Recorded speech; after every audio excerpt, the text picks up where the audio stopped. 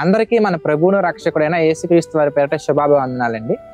ప్రియులారా, దేవుని యొక్క మహాకృపను బట్టి దేవుని యొక్క చిత్త ప్రకారంగా మనం ఆత్మీయతలు ఎదుగుతూ ఉన్నప్పుడు తన దయా సంకల్పాన్ని బట్టి దేవుడు మనకి ఎన్నో మేలులు మన జీవితంలో చేస్తూ ఉంటారు. అప్పుడు మనకి సమాజంలో ఒక మంచి పేరు వస్తూ ఉంటుంది.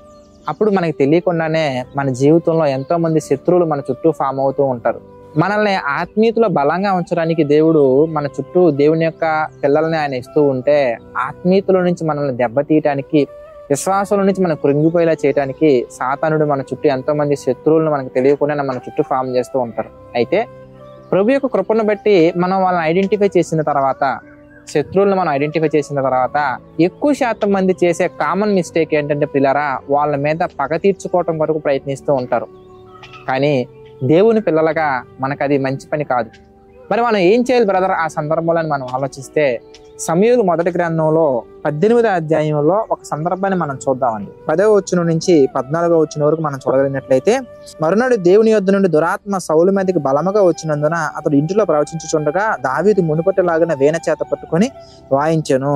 ఒకప్పుడు సౌలు చేతిలో ఒక ఈట ఉండగా దావీదును పొడిచి గోడకు బిగించుదుననుకొని సౌలు ఆ ఈటని విసిరెను. అయితే అది తగలకుండా దావీదు 2 మార్లు తప్పించుకున్నాను. యెహోవా తనను విడిచి దావీదుకు తోడైనట్టు చూచి సౌలు దావీదునికి భయపడెను.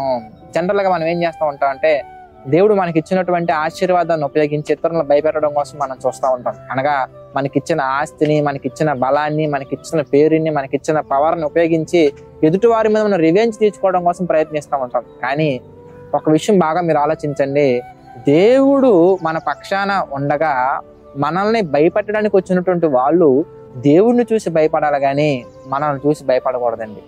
మనల్ని చూసి భయపడుతున్నారంటే లోకానుసారంగా మనం బ్రతుకుతున్నామని దాని అర్థం ప్రియులారా.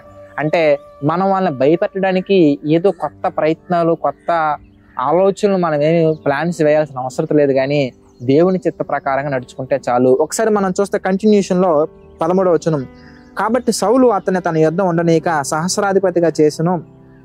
అతడు జనులకు ముందు వచ్చుచూ పోవచ్చు ఉండెను.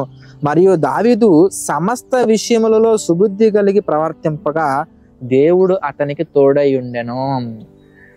దావీదు గారు ఏ విధముగానైనా కానీ సౌలు మీద పగ తీర్చుకోవడం కొరకు ప్రయత్నించలేదు. అసలు సౌలు గారిని దావీదు గారు మనసులోనే ఉంచుకోలేదండి. మరి ఏం చేశారయ్యా అంటే, సమస్త విషయాలలో దావీదు గారిని దేవుడు ఉంచినటువంటి స్థితిని బట్టి, గొర్రెల కాపరిగా ఉన్నప్పుడు ఎలాగైతే దేవుని యొక్క చిత్త ప్రకారంగా నడుచుకున్నారో, సౌలు గారి దగ్గర ఉన్నప్పుడు అలాగే నడుచుకున్నారు. సహస్రాధిపతిగా ఉన్నప్పుడు అలాగే నడుచుకున్నారు. తన జీవిత కాలం అంతా కూడా దావీదు గారు ఏం చేస్తారయ్యా అంటే, ఎవరి మీదో పగ తీర్చుకోవడానికి, ఎవరి మీదో ఏదో చేయడానికి ఆలోచించలేదు, కానీ దేవుని చిత్త ప్రకారంగా దేవుడు తనకు ఆజ్ఞాపించిన ప్రతి విషయంలో తప్పిపోకుండా చాలా జాగ్రత్తగా నడుచుకున్నట్టుగా మనం చూడొచ్చండి. మన కంటిన్యూషన్ లో మనం చూస్తే ప్రియులారా, దావీదు మిగుల సుబుద్ధి గలవాడే ప్రవర్తించుట సౌలు చూసి మరీ అధికముగా అతనికి భయపడెను. అంటే మన శత్రువులు ముట్టడి చేసినప్పుడు, మన మీదకి అనేక మంది మనల్ని ఏ విధముగానైనా కానీ మనల్ని పడగొట్టడానికి ప్రయత్నించినప్పుడు మనం చేయాల్సింది దేవునిలో బలంగా నిలబడటానికి మనం ప్రయత్నం చేయాలి, కానీ వాళ్ళ యొక్క బెదిరింపులకు మనం పడిపోకూడదు.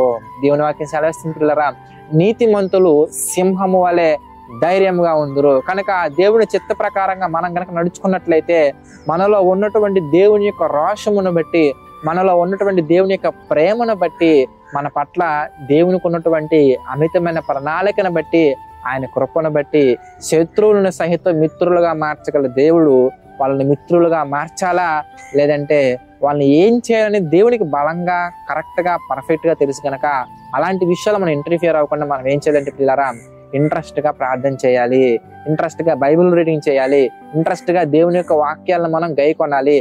ప్రతి విషయంలో సుబుద్ధి కలిగి దావీదు వల్ల మనం ప్రవర్తించి నడుచుకుంటే గనక ఎంతమంది శత్రువులు మన చుట్టూ ఉన్నా కానీ ఏ అపాయమును కలగకుండా దేవుడు మనల్ని తన రెక్కల చాటున భద్రంగా కాపాడతారు. కనుక అలాంటి ధన్యత కలిగి మనందరం బ్రతకాలని మనస్ఫూర్తి కోరుకుంటాను. ఈ వాక్యం మీ అందరి హృదయాల నీరు కట్టి ఫలింపజేయాలని మనస్ఫూర్తిగా ప్రార్థిస్తున్నాను. ప్రతి ఒక్కరు తలలో ఉంచినట్లయితే ప్రార్థన చేసుకుందామండి.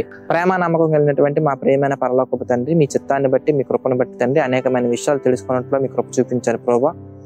డైలీ డివోషన్ మేకింగ్ లో తండ్రి సహకారులుగా నిలబడుతున్న ప్రతి ఒక్కరిని మీరు దీవించండి, ఆశీర్వదించండి ప్రభువా.